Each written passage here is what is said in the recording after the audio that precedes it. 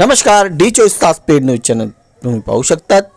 धुळे जिल्ह्यातील संत गुरुद्वाऱ्यातील प्रमुख बाबा धीरज सिंग यांचे पार्थिव शरीर आज धुळे गुरुद्वारा या ठिकाणी आणण्यात आले। यावेळी मोठ्या प्रमाणामध्ये पोलीस बंदोबस्त करण्यात आला। यावेळी पोलीस बंदोबस्तानंतर त्यांना भावपूर्ण श्रद्धांजली या ठिकाणी देण्यात आली।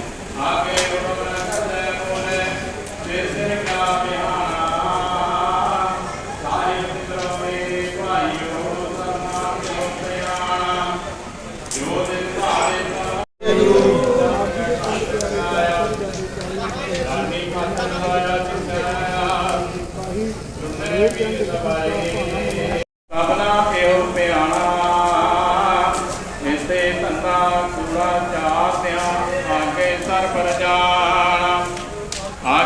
पर जाना जो मेहमाना काही का।